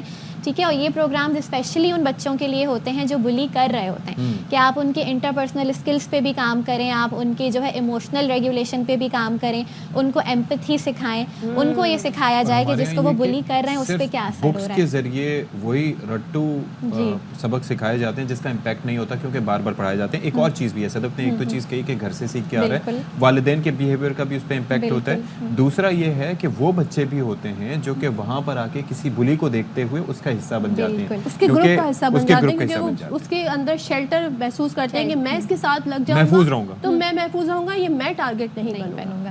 ٹھیک ہے، اور اس کے علاوہ جو اس کو کانسیکوینسز مطلب جو انہیں مل رہے ہوتے ہیں نا، ایک پازیٹیو ریگارڈ ہوتا ہے کہ جی ان کے کنٹرول میں سب آتے ہیں، ان کی عزت سب کرتے ہیں.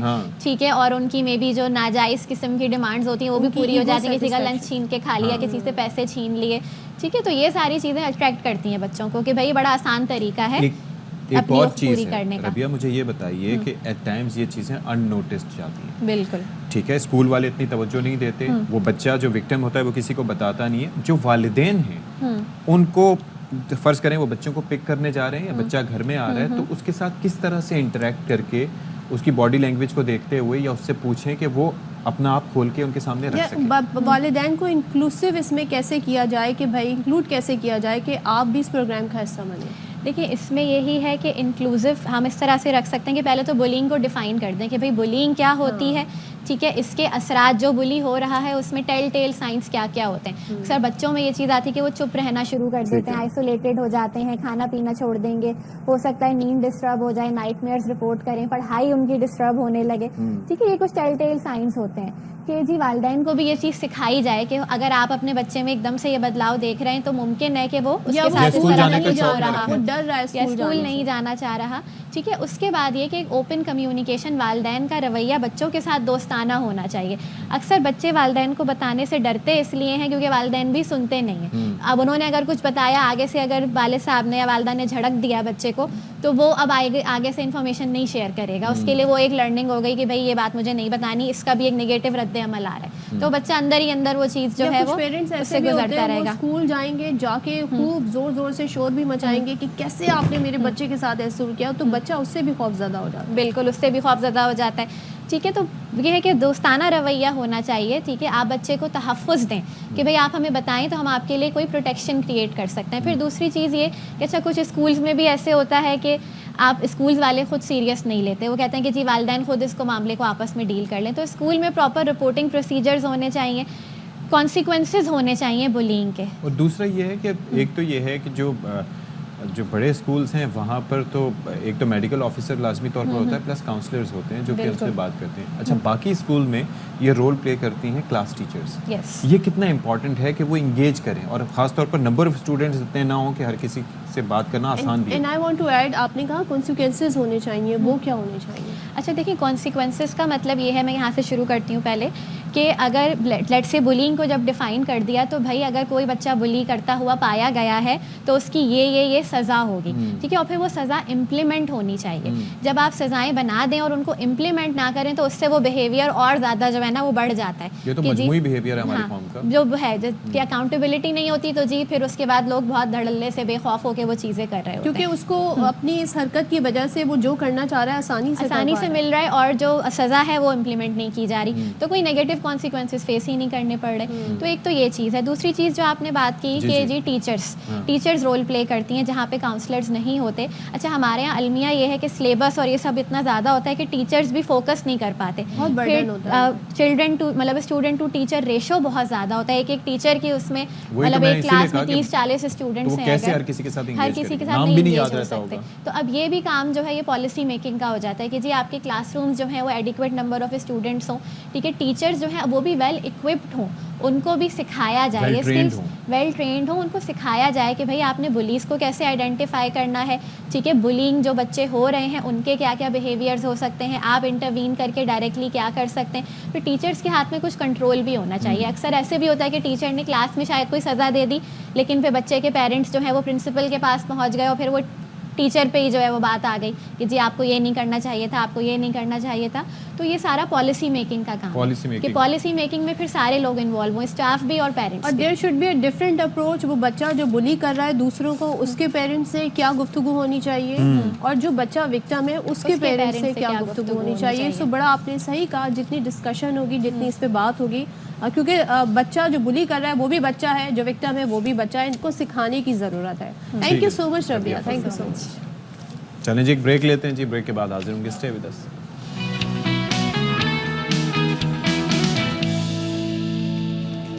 Welcome back once again. بات کریں گے کراچی آرٹس کونسل میں 38 دن تک ورلڈ کلچر فیسٹیول کامیابی سے جاری رہا اور زبردست طریقے سے ہم نے دیکھا.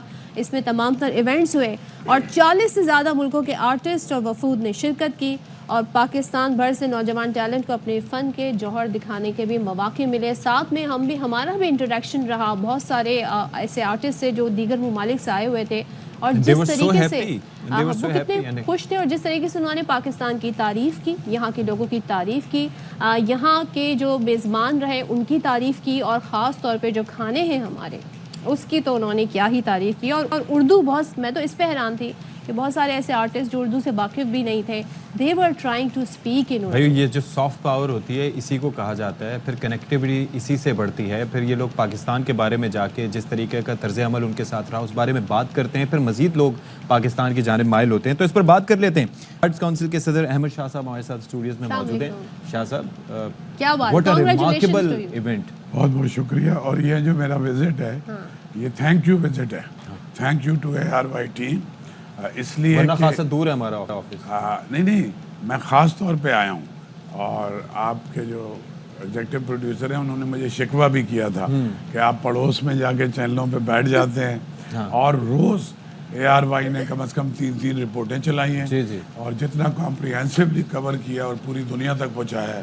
سو I am thank you to Salman Iqbal, Hammad Yousuf, all of your team and every بڈی.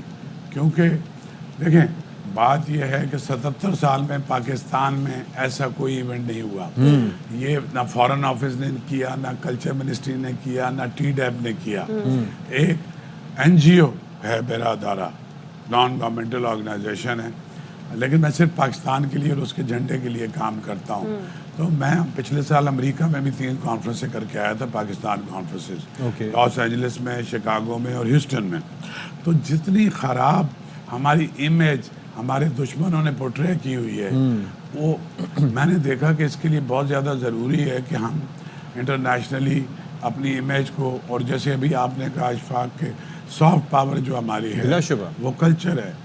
تو کلچر جو ہے اب 21ویں صدی میں آپ اپنے پڑوسی ملک کو دیکھ لیں, امریکہ کو دیکھ لیں کہ first world war, second world war کے جو پرسیپشن انہوں نے بنایا وہی ساری دنیا مانتی ہے. ایسے تو اب میڈیا اور یہ ہمارا تھیٹر, فلم, میوزک, یہی ساری چیزیں ہیں جو ایک ملک کا امیج بناتی ہیں. تو یہ ہو گیا بس. لیکن شاہ صاحب مجھے یہ بتائیں کہ میں پوچھنا چاہ رہی ہوں کہ یہ کیسے مینجمنٹ کیسے ہوئی, کیونکہ سیکیورٹی کے مسائل بھی ہیں. ظاہر ہے آپ نے خود بھی کہا کہ کوئی ایسی آپ کو سپورٹ نہیں تھی, کلچر منسٹری نے نہیں کروایا, تو how you made it possible? ہماری جگہ سندھ گورنمنٹ کی تو ہمیں ٹوٹل سپورٹ تھی, اور اتنی سپورٹ تھی کہ فیسٹیول شروع ہونے سے پہلے چیف منسٹر سے بھی میں ملا, اور چیف سیکریٹری کی سربراہی میں ایک میٹنگ ہوئی جس میں تمام ادارے, all security agencies, civil aviation, ASF, ہمارا ڈیسک بنا وہاں پہ, پھر SSU جو ہے اسپیشل سیکیورٹی یونٹ جو ہے, اس نے ایک آرٹسٹ کے ساتھ ایک ہڈن سیکیورٹی تھی, چاہے وہ زینب مارکیٹ جا رہے ہیں آپ کے مدینہ مال کے پاس, چاہے بازاروں میں گھوم رہے ہیں. تو فول پروف ارینجمنٹس گورنمنٹ نے کیے تھے اس طرف سے. مینجمنٹ تو میری اپنی ٹیم ہے نوجوانوں کی, وہ اب ٹرینڈ ہو گئی ہے, 17 سال سے کام. آپ کو پتہ ہے ہم نے PLF جا کے لاہور میں کیا, سکر میں کیا, کشمیر میں کیا, ابھی کوئٹہ لوگ نہیں جاتے, 50 ہزار لوگ کوئٹہ میں آئے. تو اب یہ پہلا ورلڈ کلچر فیسٹیول. لیکن شاہ صاحب اس کے اندر ایک چیز مجھے بتائیے کہ یہ یہاں پر تو چلیں آپ نے ارینجمنٹس کیے سندھ گورنمنٹ کی مدد سے, اور آپ نے خود بھی, آپ کی ٹیم ٹرینڈ ہے. جو لوگ وہاں سے آ رہے تھے جن کے نزدیک پاکستان کا امیج اتنا اچھا پرسیپشن نہیں تھا, ان کو کس طریقے سے آپ نے مائل کیا, کنونس کیا یہاں آنے کے لیے؟ اصل میں ہماری پچھلے اتنے سال میں کوئی 15-20 ملکوں سے تو ریگولر کلچرل ایکسچینج ہے. یعنی امریکن ہو گئے, چائنیز ہو گئے, جرمن ہو گئے, جیپنیز ہو گئے, کورین ہو گئے, فرانس ہو گیا, ہالینڈ ہو گیا. کچھ ایسے ملک ہیں کہ ان کے کلچر, اسپین ہو گیا, ان کے کلچرل ٹروپے آ کے ہمارے پاس پرفارم کرتے رہے. اور باقی لیکن اس دفعہ جو ایک خاص چیز جو آپ اپریشیٹ کریں گے, میں نے یہ فیصلہ کیا تھا کہ کسی ایک چمڑی کے لوگوں کو نہیں بلاؤں گا, دنیا کے ہر بر اعظم سے بلاؤں گا. تو مڈل ایسٹ سے آپ دیکھیں فلسطین کا گروپ آیا, عراق آیا, ایران آیا, موراکو آیا, UAE آیا اور قطر آیا. اسی طرح ساؤتھ افریقہ آیا, روانڈا جس کا لوگوں نے نام نہیں سنا وہ آیا, کانگو آیا. یہ سب تو تھے ہی, فرانس اور اٹلی اور جاپان اور کوریا اور ترقی یافتہ ممالک تو تھے ہی, ان کے پاس پیسے بھی ہیں. اس کے علاوہ میکسیکو آیا, مالٹا آیا, کوسوو, ہنگری, نیپال. تو یہ ایک ڈائیورسٹی تھی اس کے اندر. لیکن آپ نے اتنا سٹینڈرڈ ہائی کر دیا ہے, اتنی امیدیں ہماری آپ نے بڑھا دی ہیں کہ واٹ از نیکسٹ ناؤ, اب نیکسٹ کیا کرنا ہے؟ نیکسٹ ابھی آئے 44 ملک, اگلے سال 100 ملک آئیں گے انشاءاللہ. اور یہ جو آپ لوگوں کے پاس گیسٹ آتے رہے, مختلف چینل پہ جاتے رہے, جاتے ہوئے سب رو رہے تھے. اور اگلے دن سے انہوں نے جو میری ٹیم کو, جو میرے ہاسپٹیلٹی کے بچے تھے, اتنے لمبے لمبے ایموشنل ای میل لکھے, اور وہ دوسرے ملکوں سے ہمیں کنیکٹ کر رہے ہیں کیونکہ وہ دنیا بھر کے فیسٹیولز میں جاتے ہیں. تو اب وہ کہہ رہے ہیں کہ اس کو بھی, اینڈ ایوری بڈی 44 کے جس دن چائنا کا دھماکہ ہوا ہے اس دن میرے 20 ڈیلیگیٹ ایئرپورٹ پہ تھے, اور ہم نے بہت خاموشی سے ٹرمینل 1 سے جا کے واکنگ ٹریک سے ان کو نکال کے لائے وداؤٹ کریٹنگ اینی پینک. اور سب سے بڑی اچیومنٹ کیا ہے پاکستان کی, جو ہے تو میری لیکن میں پاکستان ہوں, تو وہ یہ ہے کہ اس دھماکے کے بعد پاکستانی میڈیا میں تو ایک اسپیسیفک دھماکہ تھا, انڈین میڈیا نے اس کو بہت زیادہ اٹھایا. جی ظاہر ہے. لیکن اس کے باوجود ایک آرٹسٹ یا ایک گروپ نے بیک آؤٹ نہیں کیا. یہ بڑی اچیومنٹ ہے شاہ صاحب. تو we hope for the best, انشاءاللہ آگے بھی آپ اسی طریقے سے بڑے ایونٹس کرتے رہیں. آپ نے کہا 100 ملک, تو مجھے پوری امید ہے کہ ایسا ہوگا بھی, اور ظاہر ہے کہ پاکستان کا مثبت امیج اسی طریقے سے جا سکتے ہیں. اچھا, کچھ 8 تاریخ سے بھی شروع ہو رہا ہے 8 तारीख से कल से मेरा तो मसला है, मुझे रात को नींद नहीं आती और मेरा एक्साइटमेंट खत्म हो गया है। दुनिया का सबसे, ये गिनीज बुक में आएगा, 38 दिन का कोई परफॉर्मिंग आर्ट फेस्टिवल पूरी दुनिया। तो मुझे पहले से होता है कि कल जब आर्ट्स काउंसिल खाली हो जाएगा, ये सड़कें खाली हो जाएगी, तब क्या करेंगे। तो 26 ड्रामे कल से अवामी थिएटर फेस्टिवल जो उमर शरीफ करते थे, मोइन अख्तर, जितने आर्टिस्ट हैं, 26 दिन तक ड्रामे होंगे। उसके बाद आलमी उर्दू कॉन्फ्रेंस जो हमारा सबसे बड़ी ब्रांड है, उसके बाद चिल्ड्रन फेस्टिवल हो जाएगा। जबरदस्त। सो कंटिन्यूएंस रहेगी। Thank you so much Shah साहब फॉर कमिंग हियर, और इंशाल्लाह हम जाएंगे, हम भी देखेंगे, महसूस होंगे लाजमी तौर पर, और आप भी इस पे यकीनन जाके देख सकते हैं। तो एक बात ये कि ये इसकी कोई आपसे इजाजत, कोई भी टिकट नहीं है कल से अवामी थिएटर फेस्टिवल, टिकट नहीं है जी, इसी के साथ कराची के शहरियों को दावत है। Thank you so much Shah साहब, थैंक यू। जबरदस्त। ये तो